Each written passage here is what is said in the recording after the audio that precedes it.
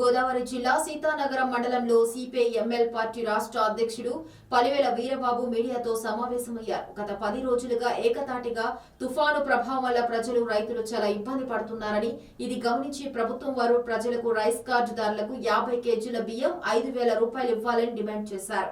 గ్రామంలో ఎక్కడ పడితే అక్కడ నీరు నిల్వ ఉండిపోయిందని, సీజన్ వ్యాధులు ప్రబలకుండా ముందస్తు తగిన చర్యలు తీసుకోవాలని సంబంధిత అధికారులను కోరారు. గౌరవ ముఖ్యమంత్రి నారా చంద్రబాబు నాయుడు అలాగే ఉప ముఖ్యమంత్రి పవన్ కళ్యాణ్ దృష్టికి పెట్టాలని ఆయన అన్నారు. తినటానికి తిండి లేక అల్లాడిపోతూ ఉన్నారు.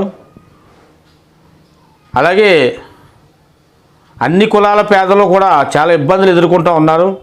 కొంతమంది ఇళ్ళలోంచి కూడా బయటకు రావడానికి అవకాశం లేదు. పేదలందరికీ కూడా కరువు భత్యం కింద ప్రకటించి ఒక్కొక్క కుటుంబానికి 50 కేజీలు రైసు 5,000 రూపాయలు ఇవ్వాలని మేము గవర్నమెంట్ని సిపిఎంఎల్ పార్టీ నుంచి డిమాండ్ చేస్తూ ఉన్నాం. అలాగే చాలామంది రైతులు వరి నాటడం జరిగింది. కొన్ని వందల ఎకరాలు ఈ రాష్ట్రంలో మునిగిపోవడం జరిగింది.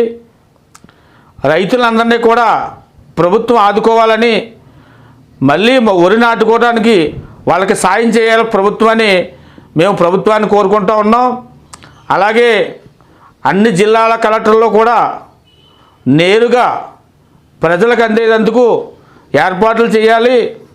అలాగే ఆర్డీఓలు, అలాగే తహసీల్దార్లు, విఆర్ఓలు కూడా ప్రజల దగ్గరికి నేరుగా వెళ్ళి వాళ్ళకి ఇవ్వాల్సినవి కూడా వాళ్ళకి అందిస్తారని మేము ప్రభుత్వాన్ని కోరుకుంటూ ఉన్నాం.